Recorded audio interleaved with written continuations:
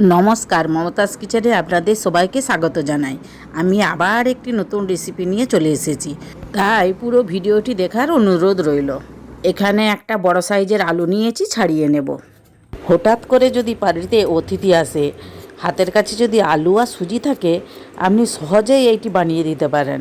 অতিথিরাও খেয়ে নাম করবে আর খুব তাড়াতাড়ি বানানোও হয়ে যাবে। আলু এখন ছালছোলা হয়ে গেছে, এখন 4 টুকরা করে কেটে সেদ্ধ করতে দিয়ে দেব। কেটে সেদ্ধ করলে খুবই তাড়াতাড়ি সেদ্ধ হয়ে যায়। আলুটি ভালো করে ধুয়ে সেদ্ধ করতে বসিয়ে দেব। এখানে আমি 1 বাটি সুজি নিয়েছি। দেখছেন সুজির দানাটা একটু বড়ই আছে।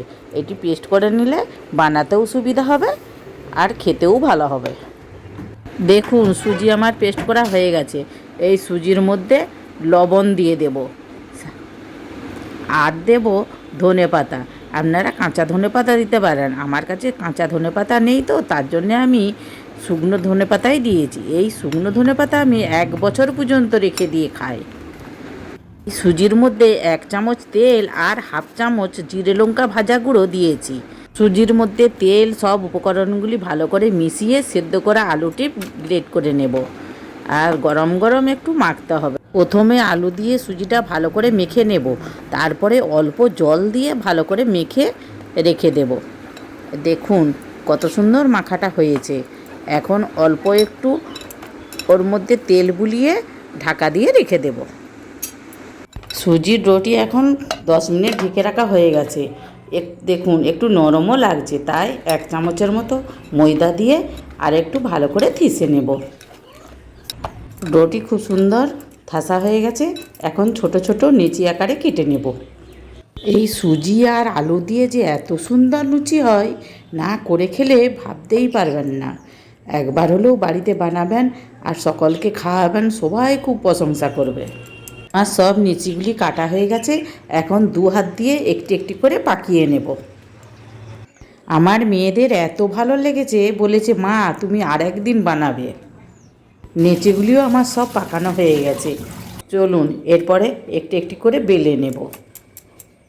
প্রথমে একটু তেল বুলিয়ে নেব, দিয়ে একটা নেচি একটু হাত চাপ দিয়ে বড় করে নেব, তারপরে একটু বেলে নেব। দেখুন কত সুন্দর বেলা হয়েছে, আর লুচিটা দেখতেও খুব সুন্দর লাগছে। এই একইভাবে সব লুচিগুলি বেলে নেব। এই লুচিগুলো বেলতে একটুও তো টাইম লাগে না, সঙ্গে সঙ্গেই বেলা হয়ে যাচ্ছে। এত সুন্দর নরম হয়েছে, খুব তাড়াতাড়ি বেলা হয়ে যাচ্ছে।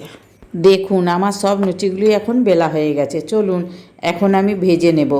চলুন ওভেনে এখন কড়াই গরম করতে দিয়ে দিয়েছি। কড়াইয়ের মধ্যে তেলও ঢেলে দেব। তেলও গরম হয়ে গেছে। এখন একটি লুচি দিয়ে দেব। লুচির উপরে এইভাবে তেল দিয়ে দিব। লুচি দেখুন কত সুন্দর ফুলে উঠেছে। এই একইভাবে আরেকটিও ভেজে নেব।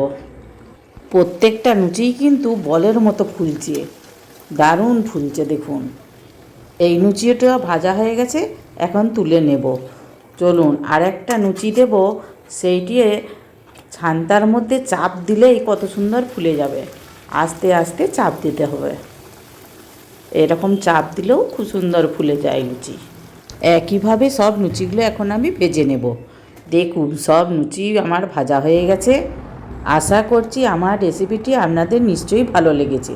আর ভালো লেগে থাকলে একটা লাইক ও কমেন্ট করবেন, আর সাবস্ক্রাইব করবেন, আর বন্ধুবান্ধবদের সাথে শেয়ারও করবেন। পুরো ভিডিওটি দেখার জন্য ধন্যবাদ। ইউটিউব থেকে দেখলে ফলো করবেন। আপনারা ভালো থাকবেন। ধন্যবাদ।